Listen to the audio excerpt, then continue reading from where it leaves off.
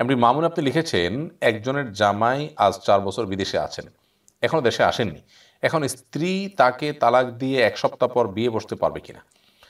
না, একজনের স্বামী বিদেশ থেকে আসছেন না দীর্ঘদিন পর্যন্ত, যৌক্তিক কারণে স্ত্রী যদি নিজের প্রতি যে তালাক গ্রহণ করতে চান, অর্পিত তালাক যেটাকে বলে, যেটা আমাদের বাংলাদেশের প্রচলিত বিয়ের রেজিস্ট্রির যে কাবিননামা আছে বা ফরম আছে, সেটার 18 নম্বর কলামে যেটি লেখা আছে, সেই পাওয়ার যদি দেওয়া থাকে স্বামীর তরফ থেকে, তাহলে স্ত্রী নিজের প্রতি তারা গ্রহণ করতে পারবেন, তাও শর্তগুলো পাওয়া গেলে। তো মূল প্রশ্ন হলো যে স্বামী বাহিরে থাকেন 4 বছর যাবৎ, এখন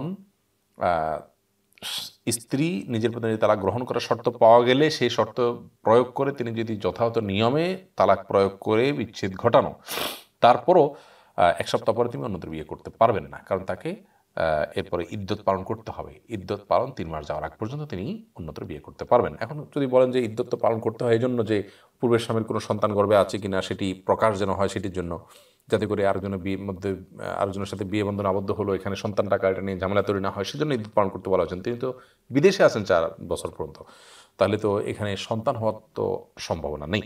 তো এইরকম কোনো কথা শরিয়ার কাছে গ্রহণযোগ্য নয়, কারণ তিনি বিদেশে আছেন, তিনি আসছেন কিনা, আপনি গেছেন কিনা, এটা একান্ত নিজেদের ব্যাপার, শরিয়া এগুলো দেখে না। এজন্য বিয়ের পর ইদ্যতের এই সময়টা আপনাকে পার করতে হবে।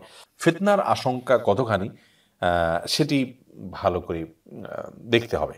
সব ব্যক্তির ক্ষেত্রে, সব পরিবেশ, সব পরিস্থিতির জন্য একরকম বিষয় নয়, বা একরকম মাসআলা বা উত্তর হবে না। তবে শরীর দৃষ্টিকোণ থেকে মৌলিকভাবে এটা নাজায়েজ কাজ নয়, যেহেতু তারা মাহারাম। মেহরিন আক্তার আপনি লিখেছেন, আমি আল্লাহকে কথা দিয়েছিলাম পরীক্ষা ভালো ফলাফল হলে নামাজ পড়বো সারা জীবন। পরীক্ষা ভালো ফলাফলও আসে, কিন্তু নিয়মিত নামাজ পড়িনি।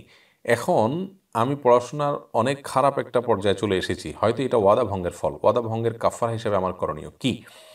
বোন মেহরিন, আপনার এই ওয়াদা ভঙ্গের কাফারা হিসেবে আপনাকে যেটি করতে হবে তা হলো এই ওয়াদাটা রক্ষা করার জন্য আপ্রাণ চেষ্টা করতে হবে, নিজের সঙ্গে লড়াই করতে হবে। সালাদটাকে খুব ভালো করে বোঝার চেষ্টা করুন, এটি আল্লাহ তাআলার ফরজ বিধান।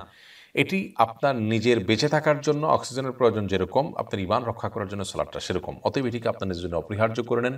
ইতিপূর্বে যেগুলো আপনি গাফলতিতে পড়েননি সেগুলো পড়ার চেষ্টা করেন, এবং ভবিষ্যতে আর কখনো সালাত ইচ্ছাকৃত ছাড়বেন না সে মর্মে আপনি সংকল্প করেন। এর মাধ্যমে ইনশাআল্লাহ আপনার সেই কৃতকর্মের কাফারা হবে। আর ইতিপূর্বে যে গাফলতি করেছেন তার জন্য আল্লাহ কাছে লজ্জিত হয়ে ক্ষমা প্রার্থনা করেন। আর অন্য কিছু আপনার করা লাগবে না, শুধু এই সালাতটা নিয়মিত করেন, পূর্বের সালাত বা পূর্বের গাফলতির জন্য আল্লাহ কাছে মাপ চান, ইনশাআল্লাহ আশা করা যায় আল্লাহ তাআলা আপনাকে ক্ষমা করবেন। এমনি শাওন আপনি ইউটিউব চ্যানেলে লিখেছেন, আমি ছাগলের বাজারে খাজনা আদায়ের রসিদ লিখি, রসিদ ক্রেতা বিক্রেতার নাম ঠিকানা ও গরু ছাগলের বিবরণ লিখি, লেখার বিনিময়ে বিক্রেতার কাছ থেকে 20 টাকা করে নেই, এটা কি হালাল হবে?